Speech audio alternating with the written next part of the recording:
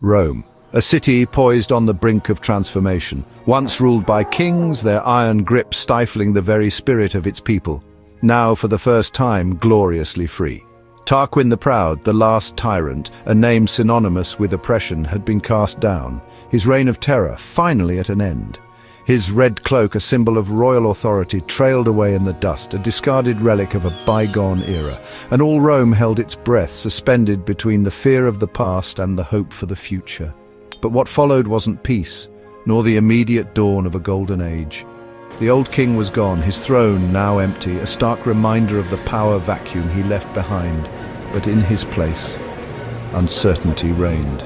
The Republic was born, a concept so radical, so untested, it was both exhilarating and terrifying, fresh, fragile, and trembling under the weight of its own ambition, teetering on the precipice of greatness or collapse. At its heart, a noble promise, res publica, the public thing, a government for the people by the people. But in the marble halls of the Senate, where power had resided for generations, old shadows still lingered, whispering doubts and fueling ambitions. Two consuls, both plucked from the aristocracy, men accustomed to command and privilege, stood where the king once did, sharing the burden and the glory of leadership. The Senate, unchanged, a bastion of tradition and aristocratic power, still filled with patricians, the elite whose families had ruled for centuries, their influence woven into the very fabric of Roman society. And the rest? What of the vast majority of Rome's inhabitants? The plebeians, the backbone of Rome, the farmers, artisans and laborers who toiled tirelessly to keep the city alive, were left with empty hands. No voice in the government, no representation in the halls of power. No shield from the law, no recourse against the whims of the powerful. Just debts that spiraled out of control, gnawing hunger that never seemed to abate, and the iron rattle of chains, a constant reminder of their servitude. As the rich feasted on delicacies from across the known world, their tables laden with abundance, ordinary Romans labored in fields under the scorching sun, or languished in prison for debts they could never repay, their lives forfeit to the relentless demands of the wealthy. Rome was a city for a privileged few, not for all who called it home. But then something unprecedented happened, a moment that would forever alter the course of Roman history. Not a riot fueled by rage, not a violent revolt seeking to overthrow the established order, but silence, a silence so deafening, so complete it shook Rome to its very core, a void where the city's vibrant pulse once throbbed. The plebeians, weary of broken promises and deaf ears, walked out, abandoning their homes and livelihoods in a desperate plea for recognition. Entire families abandoned their homes, leaving behind empty hearths and silent streets, a testament to their collective despair. Slipping through the city gates at dawn, they turned their backs on the city that had forsaken them. They crossed the hills, torches flickering in the mist like defiant stars, a procession of the dispossessed seeking solace and justice, and refused to return, their absence a gaping wound in the heart of Rome.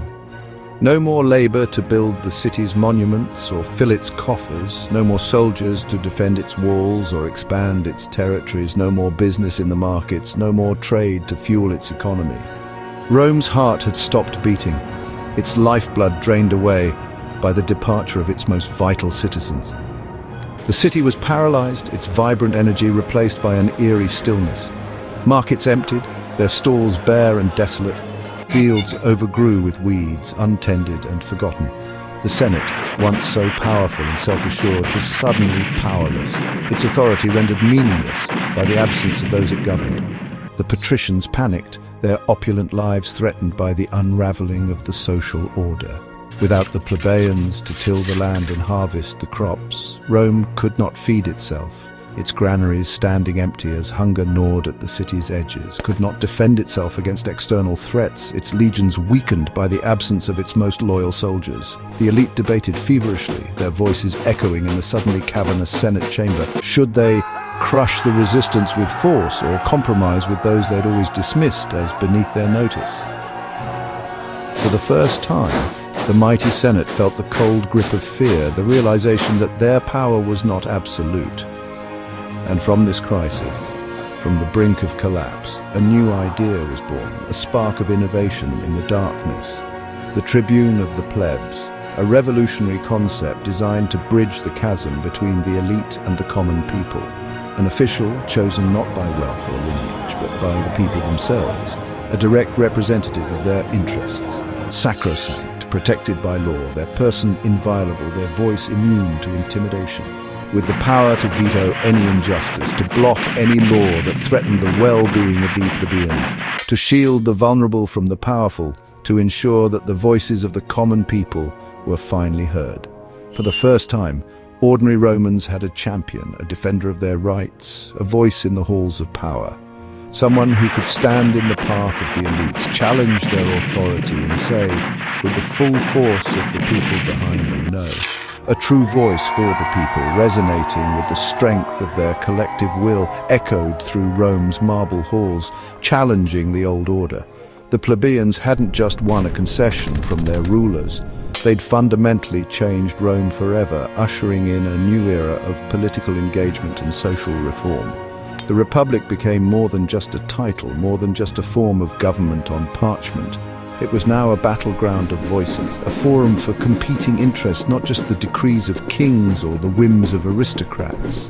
Struggle, the constant push and pull between different factions, debate, the clash of ideas, the forging of policy through reasoned argument. Compromise, the art of finding common ground, of building consensus in a divided society. This was only the beginning of a long and arduous journey. Ahead lay the great laws that would define Roman society, the epic wars that would test its strength, and the forging of something uniquely Roman, a culture, a spirit, an identity that would shape the course of Western civilization. The enduring idea that true balance, true justice could only be found through constant struggle, through the clash of opposing forces. The story of the Republic had just begun, its pages yet to be written in the blood, sweat and tears of generations to come. And its legacy, a complex tapestry of triumphs and failures, virtues and vices, would echo through the ages, shaping the world we inhabit today.